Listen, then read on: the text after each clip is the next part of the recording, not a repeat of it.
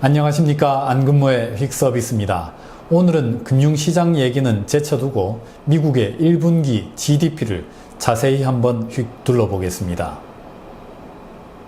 미국 실질 국내 총생산 전기비 증가율 추이입니다. 연율로 환산한 값입니다. 지난 1분기 성장률이 마이너스 1.4%로 나왔습니다. 팬데믹 쇼크가 극에 달했던 지난 2020년 2분기 이후 첫 경기 수축입니다. 예상치는 플러스 1.0%였는데 마이너스 뜻밖의 부호가 등장했습니다. 이런 마이너스 성장이 2개 분기 연속된다면 리세션, 경기 침체라고 대개 부릅니다. 그런데 미국의 내부의 수요는 침체와 완전히 거리가 멀었습니다. 여전히 강력했습니다. 보시는 그래프는 국내 구매자들에 대한 최종 판매라고 하는 지표의 전기비 증가율입니다. 국내 구매자들이 구매한 값, 내수의 증가율이기도 하죠. 1분기에도 연율 2.6%의 속도로 성장했습니다. 작년 하반기보다 내수가 오히려 더 빠르게 늘었습니다.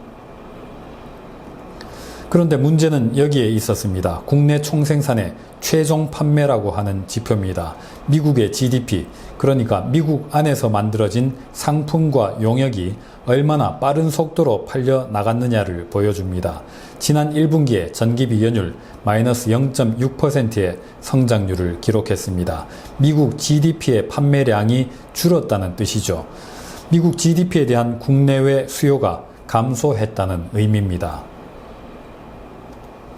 그러고 보니 국내 총생산의 최종 판매, 그러니까 미국 GDP에 대한 국내외 수요는 지난해 2분기 이후로 거의 제자리 걸음 상태입니다. 진정한 의미의 성장률이라고 할 수 있는 이 지표가 3개 분기 연속해서 거의 성장하지 못하고 있습니다.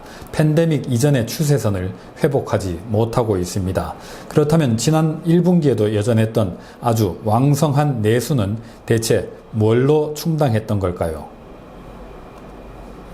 일단은 이 그래프를 한번 보시죠. 흰색 선은 미국 국내 구매자에 대한 최종 판매입니다. 소비와 투자, 미국 국내의 수요, 즉 내수는 이렇게 아주 좋습니다. 하지만 파란색 선, 미국에서 만든 물건과 서비스에 대한 수요는 이렇게 제자리 걸음입니다.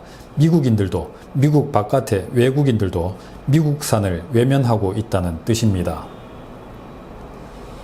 해답은 여기에 있습니다. GDP 통계에 잡힌 미국의 분기별 실질 수입 액수입니다. 미국의 엄청난 내수 수요를 반영해서 해외로부터 상품과 서비스 수입이 더욱 가파른 속도로 늘었습니다. 팬데믹 이전 추세선을 뚫고 올라섰습니다.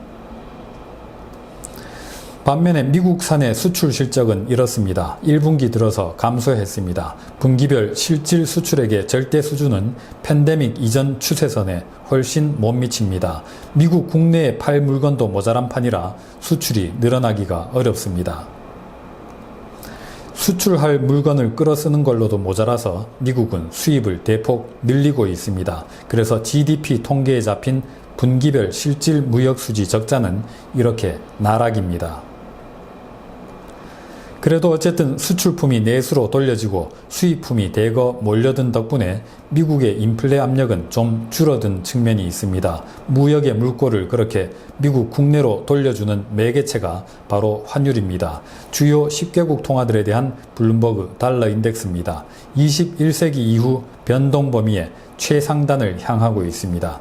해외에서는 미국산이 비싸서 안 삽니다. 미국인들은 수입품이 싸져서 더 많이 쓰게 됩니다. 이번 GDP 통계는 미국 내수 긴축이 얼마나 시급한지를 적나라하게 잘 보여줍니다. 오늘은 여기서 마치겠습니다. 감사합니다.